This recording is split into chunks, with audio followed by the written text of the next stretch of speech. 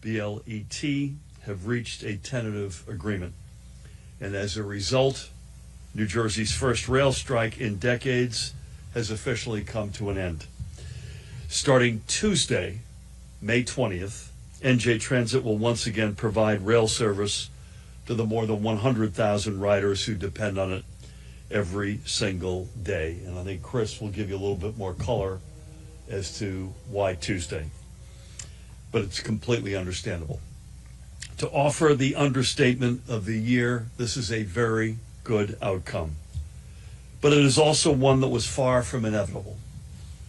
So first and foremost, I want to thank the guy to my right, the exceptional President and CEO, NJ Transit, Kris Kolluri, along with his entire extraordinary team, many of whom are represented with us today. This is a team sport, and it doesn't, as good as this guy is, it does not get done without extraordinary efforts by this group to my left and their colleagues. They have poured hour after countless hour into reaching an agreement that is both fair to NJ Transit's employees while also being affordable for our state's commuters and taxpayers. And they have proven once again why New Jersey is the quintessential organized labor state. Even in the midst of a seemingly intractable situation, Kris and his colleagues never gave up on providing our locomotive engineers the raises they have earned, while also ensuring that our public transit system remains accessible and affordable. Now, I am not going to dive into the specifics of the agreement at this moment. Instead, let me simply offer my deepest gratitude again to Kris, his colleagues, along with the BLET's representatives who came back to the table to seal the deal. This is a very good day for New Jersey. The sound that you probably hear is the sound of our state's commuters breathing a collective sigh of relief.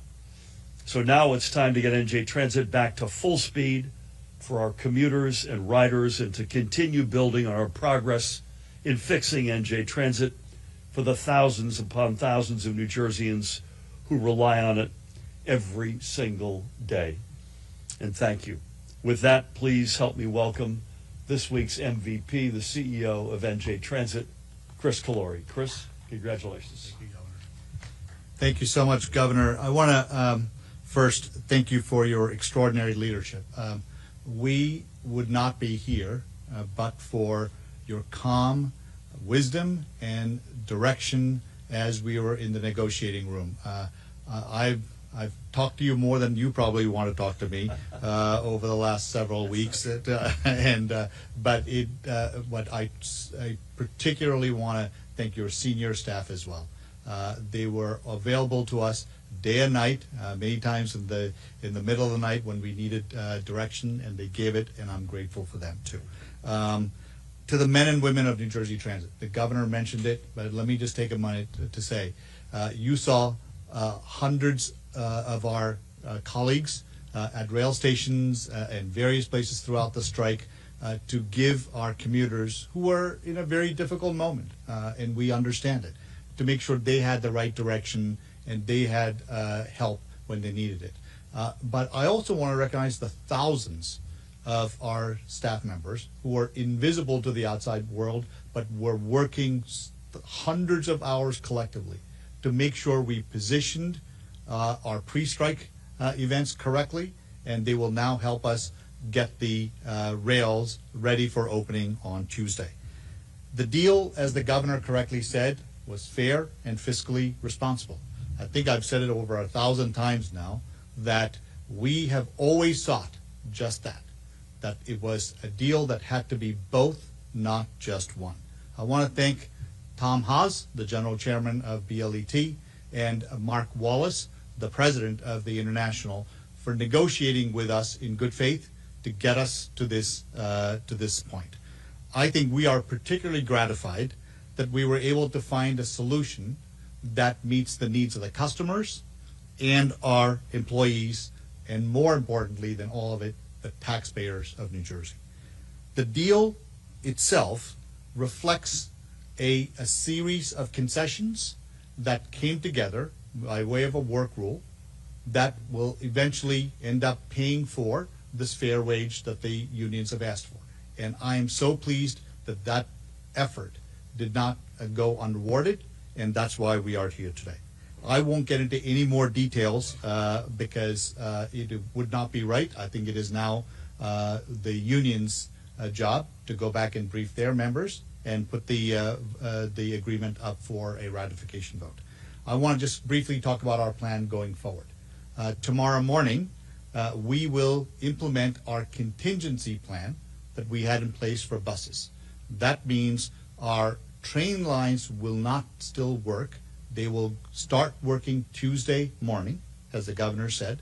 But what we will spend tomorrow doing is make sure all our 4 parking rides that we talked about and our supplemental bus service we've talked about, they will all be operational along with our light rails.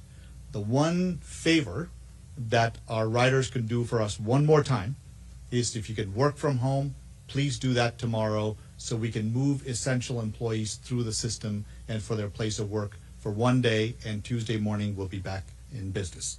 I also want to remind our riders that Amtrak, PATH, the ferries, and the light rail all continue to work just as they've been doing since Friday. And let me finally thank the 350,000 riders to whom we are so grateful, because we understand that the strike, just like it was not of our choosing, it was not of their choosing, but they really gave us the space to do our job and to make sure we do it as well as we could under the circumstance. I promise you, we are now going to work from tonight till Tuesday morning to get the rails operational so we can get everybody back to a sense of normalcy. Governor, thank you again. Thank you, Kris. Thank you, sir. Thank you, man. And reiterate one point you made in particular. If both employers and employees tomorrow could please give us one more day of work from home, that would be a huge, huge boost. The park and ride locations are Secaucus, PNC Bank Arts Center, Woodbridge, and Hamilton. Those are the 4 big ones, and details on all of the above can be found on NJ Transit's website. Take any quick questions if you have them, please. We have been here before. What makes it different this time in terms of the damage ratified? Yeah, I don't want to speak for the union, obviously, and I'm thankful it takes, we have to pass the mic. Martel, is that you? Nice to see you, kiddo. So the question was, why is it different this time? What has changed such that we think that the union would go ahead and ratify it? I don't want to speak for the union. I do want to thank them again for coming back into the table with Kris. And the National Mediation Board was there today as well, and we want to give them a shout out and thanks. Again, I'll let Kris answer as it relates to the details, but there's a real feeling that we landed in a really good place. You could argue we thought that before, I understand that, but this time it really does feel that way on both sides of the table. Again, I can't speak for the union, nor would I attempt to, but I'd say based on our side of the table, a high degree of confidence this will sail. But Kris, I'd ask you to put any color on that. Sure. The way I would answer is, look, the past is the past. But I think we learned some important lessons on what the membership wanted. And I think the union this time did a really good job of clarifying, if you will, their positions. And in these negotiations, we were able to go point by point. In addition to the broader issue of fair wages, we were able to go point by point and talk about some of those provisions that they cared about. And I think we were able to address to the satisfaction of them, and equally important, the taxpayers of New Jersey. This is all subject to an NJ Transit Board approval as well. So both of those, when we say tentative, that's subject to both the union's ratification and NJ Transit's board. Taxpayers affected. How will it affect the taxpayers? Yeah, the taxpayer, for my humble opinion, is a winner here, because Kris was able to land. We've been pounding away on this point. It has to be fair for the locomotive engineers, but it also has to be fiscally acceptable to NJ Transit and indirectly, therefore, for taxpayers. This is you may have heard me talk last Thursday night about a range between something that we could manage our way through that was single-digit millions or maybe double-digit millions of an impact versus nine-figure impact. And we were able to land, I should say we, Kris and his team were able to land this in the right neighborhood as it relates to taxpayers and the fiscal question. Anything you want to add to that? You're good. Mark, nice to see you, buddy. Hey, how are you? Good to see you. How much will this strike cost New Jersey Transit? Kris, I don't have a off Yeah. the top of my head. We had estimated it to be $4 million a day. So, look, and I want to say this to you. Money is a very important metric, as the governor said. He and I are almost obsessed with how much we spend on these kinds of things. But our first priority was to make sure we provided the service that commuters expected. And I think we did that. And now we will spend a look at what we've spent and true up our expenditures and see where we go. You know, we talked about Friday's commute when we were anticipating it Thursday night.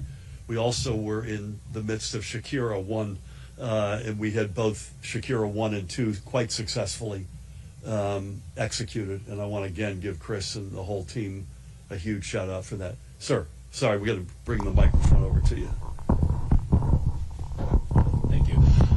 You know, we have been hearing over the last couple of days that from both sides that you all were close. You know, there's maybe a little disagreement. I know you guys don't want to go into details about the deal, but could you, you know, give us an idea of some of the hurdles you guys were able to overcome, you know, even if vaguely?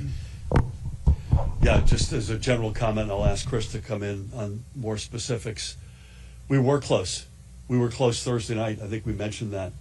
But we couldn't get that second objective met on Thursday night. And the fiscally responsible element of this, and again, thanks to Kris and his great team, we were able to, over those 72 hours, run that to ground. But Kris, why don't you jump in with any other details? I'd say, look, these agreements are inherently very complex, right? It's not just we present sort of the headline of fair wages and fiscally responsible, but informing those two principles are extraordinarily complex set of provisions that have to make sense, not just for today, but for the future. So, frankly, it's just a lot of it is going through line by line, word for word, to make sure that everybody's intent is correctly captured and reflects what we wanted to come out of it.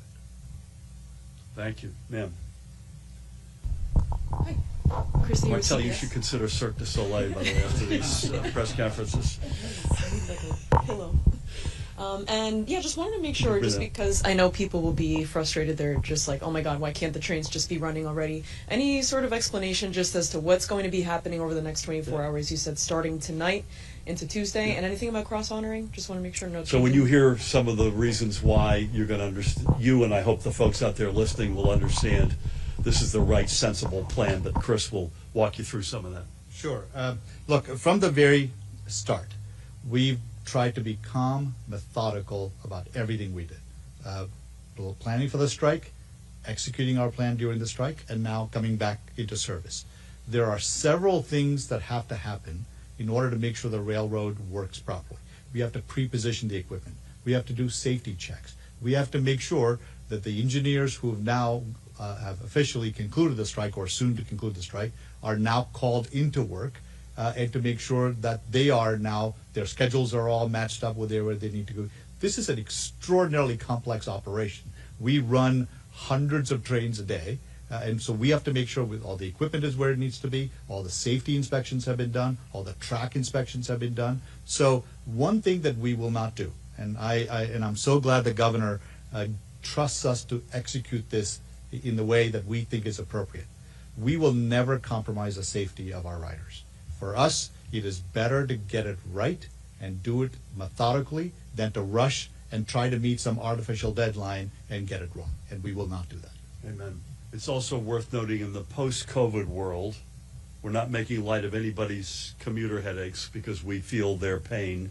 Monday is the second lightest day after Friday. So getting ourselves organized for the big three, Tuesday, Wednesday, Thursday, is another element here. Sir. What was the moment like when you realized you had found common ground?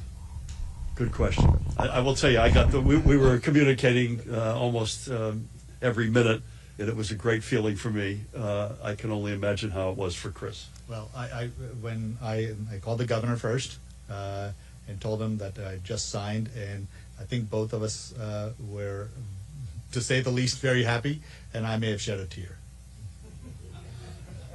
We'll leave it at that. We all good?